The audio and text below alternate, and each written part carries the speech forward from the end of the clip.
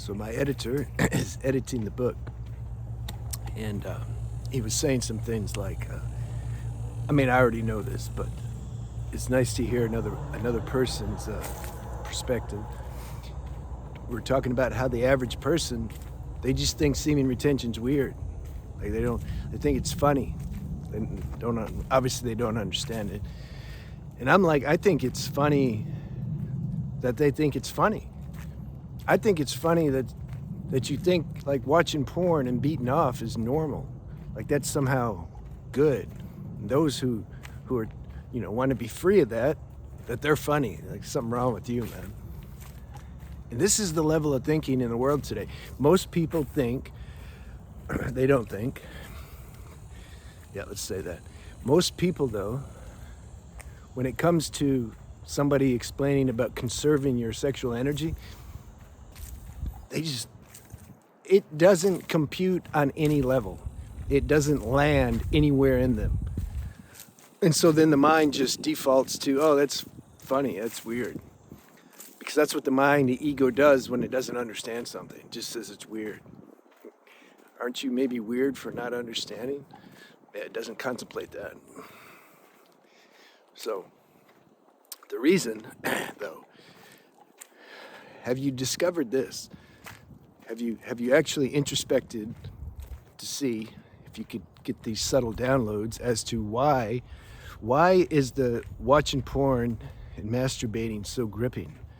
What's this dark vortex? Because it's dark.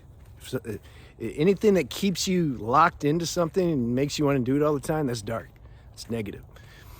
Why does that dark vortex have such power? There's people who can stay on the computer all night, all day, don't eat, nothing. They just keep going, more intense fetishes, keep going. And then finally, they can graduate to actually wanting to experience these things in real time. And then you can go beyond further than that and then get into some of these really dark, crimes that people commit. Because it keeps going. So most of you, I don't think, have reached that level, but still you can contemplate what is the lure? It's beyond lure. It's like you become a slave to watching other people have sex and doing like just weird shit, probably that you wouldn't even do. But you like watching it, you like imagining. This is the whole thing. This is what porn does. It stimulates the imagination. Like we know, like the babysitter and getting it on with their teacher, or just all these different categories of porn out there. Most people, common sense, we know, like, okay, that's, not gonna happen. But yet you plug into this virtual reality world, and all of a sudden, it's like something, it's a virtual reality world. You enter into that and make yourself think that like maybe it's real for a second.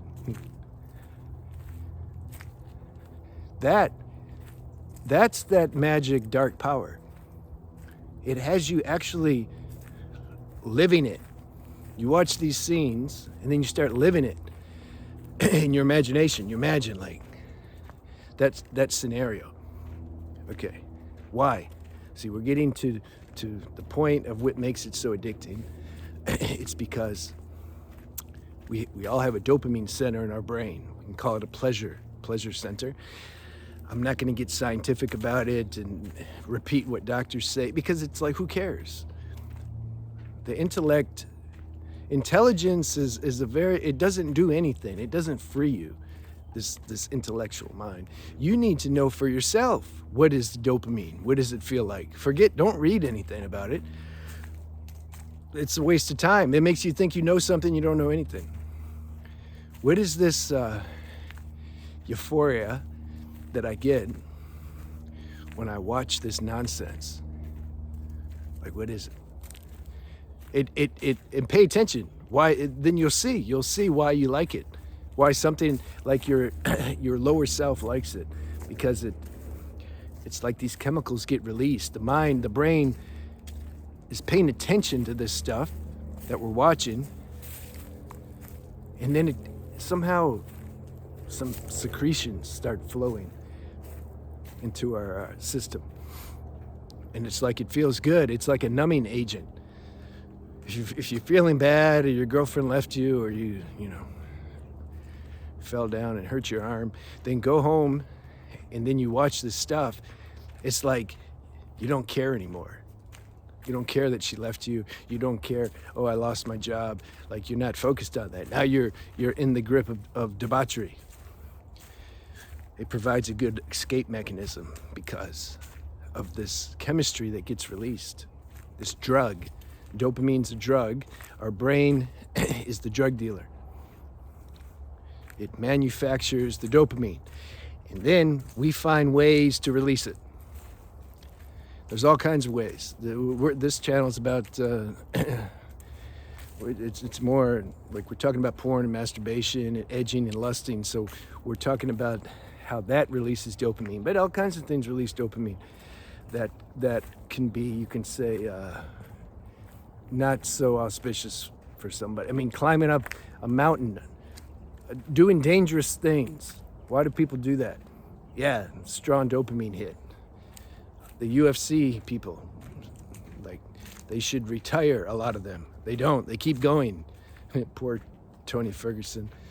Just can't stop. Why? Because that dopamine hit when he comes out into the walks down the aisle to go to the octagon, and everybody's cheering. Yeah, Tony. That's why he does it. Just that. All the training, the fighting, it's really about that. That attention and praise that he gets for a minute or two. That's dopamine. That's heavy dopamine. That's why I say everybody's a dopamine addict. So the porn releases that dopamine. You keep watching this. You're watching these things, and then you get to escape life. No different than the heroin addict that goes and shoots up heroin, or the alcoholic that drinks to forget about his problems, or the person that smokes weed, smokes themselves into an oblivion, and you don't feel anything. It's the same thing. This is what people do when they're obsessively watching porn and masturbating all the time. All right. So I shared on, like, you can say, you see, life has gross level and subtle levels. This is more gross level. We're talking about the porn and the masturbation, but look, yeah, I have to hit this point. So you have the porn that releases dopamine, but then you have the actual masturbation. That's a stronger dopamine hit, because now you're like arousing yourself. My friend tells me I get lost because I'm in the zone when I'm talking, and so therefore I can't remember where I'm going, even though I've been here 100 times. I like that. Let's look at it that way. So when you're arousing yourself, and that releases more of this dopamine chemical. You see? So then you add the masturbation and the porn together. Whoa, you're getting more dopamine now. See, because dopamine addiction increases. It keeps increasing. If you notice, if you've been doing this for a while, started maybe when you were 10 or 11 or 12, you would just masturbate in the shower. But now all of a sudden, then you started bringing porn into it. And then you started watching more intense fetishes in the porn.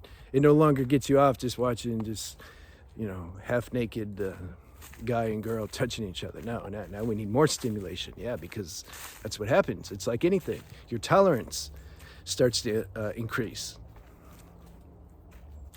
So then when you masturbate and watch porn, it's a stronger dopamine hit. Now, stronger than that, this is where you get into edging. You watch porn, you masturbate, but you don't release. Okay? And do that for 12 hours. Some do, or all night. You're constantly getting yourself up to the peak of arousal, and then you back it down. Because once you climax, it's finished, and then you get a rest. But the addicted mind don't want to do that. It wants to just stay in this dopamine world. So it's like, how can I keep releasing dopamine, but not have to stop? Just keep doing it. I can edge. I can like watch porn, beat off, and then I won't ejaculate. And then what's it called? Those pills. I think it's more prevalent in the gay community. I remember when I was living in LA, they were talking about this, I can't remember the name, but they would take these pills and then have sex. But these pills would make them not ejaculate. So they were just getting that dopamine over and over and over again. All right, so when I talk about how the nervous system gets destroyed from doing these things, can you understand? You don't need to read medical papers to understand this. You just use your common sense. All right, we've already talked about and established how dopamine gets released. Verify it for yourself when you do it. It's just so easy. Like, you don't have to take anybody's word for it. Just pay attention. When I'm jerking off and watching porn, yeah, I feel this release of like feel-good chemicals. Okay. He says that's dopamine. Okay, cool. Call it whatever you want. Call it feel-good chemicals. I don't care. Can you sense, if you keep doing that, though, that's probably going to mess your nervous system up? Or can you notice, if you've been doing that for a while, this is the thing. Some people can't notice these things because they've been in a lower version and state of themselves for so long, they don't have any comparison. They're like, nah, I'm all right, whatever. But yet, compared to the fresh version of themselves, they're just low. Vibrations low, they're just low, lazy, mind's weak-willed, get upset about nothing, negative thoughts. That's become such a way of life for some people. They don't even know, like, they don't have any perspective. They're not at any higher vantage point to view that and say and see, whoa, there might be something. I'm kind of living in a low world. And it strips all your power away to where you can't even get out of it. That's what happens. It takes your power away, and then even when you know that you shouldn't do it, it's just easier to do it. Grace will help you at some point. You hit some bottom, and all of a sudden this inner passion inside gets stirred up, and you just like, I got to take my life back. I just got to. And that's going to feel like hell, and it's going to burn and hurt, but like, so be it. Like, you got to go through that. And this is where some 12-step meetings can help with that, because you're around people who understand. You have the therapeutic value of having some energetic collective support of being in a room with people who understand. That's why I say go check out Sex Porn Addicts Anonymous. You can Google it, and there you go. Go to some meetings where people understand what you're saying. All right. So that's what happens. At first, you're 10 years old, you just masturbate. This feels good. Yeah, you released a bunch of dopamine chemistry. After a while, it's not so intense anymore. You're like, I need something more. Then you bring in porn. And then you masturbate. That was better. Okay. After a while, that also kind of fades. You're like, I need something stronger. Then you start watching porn. Well, then you start watching more intense fetishes, etc. And then you start edging. I'm going to watch porn. I'm going to beat off, but I'm not going to ejaculate. Okay. All right. That's stereotypical dopamine addiction, sex addiction. Now, let's say that you got a handle on that now. You hit bottom with it, you want it to stop. This is the process I went through. So you stop all that. You're like, I'm not watching this shit anymore. And I'm not touching myself. Okay, next stage then. This addiction, it's like a hungry monster. It wants to come out still. It wants its dopamine. This weaker part of the brain. It wants, like, give me my dopamine. Like, I need my dopamine. He's not watching porn and beating off. Damn, how else can I get my dopamine? We're keeping this within the sexual category just for continuity. I don't know. I'm not going to talk about dopamine in general and this and that. So then you start lusting and edging without touching yourself. It's more subtle. Remember the other example, watching porn and beating off and all that, that's gross level of edging. Now we're getting into subtle edging. So you figure out, you're like, I can play in my mind though. I can play with fantasies. I can imagine maybe the porn I used to watch. Okay, oh, I got a little hit. Pay attention how you get the hit. You're getting the hit. Some people ask me, they leave comments, they're like, I did this and this, did I lose ojas? Meaning, did I burn dopamine?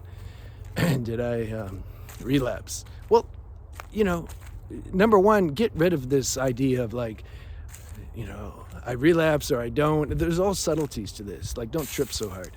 But my point is, you tell me if you relapsed, or forget the word relapse. It has a lot of negative connotations. I mean, yeah, if you go watch porn and beat off, okay, if you want to call that a relapse. But pay attention to when you're getting that hit of dopamine by playing with sexual thoughts, whether it's sexual fantasies or remembering this or that, or more subtle, you're outside, maybe you see a nice looking girl, something at the beach, and she's wearing a bathing suit, and you just can't stop looking at her. You just keep looking at her. Pay attention how you're releasing dopamine as you look at her.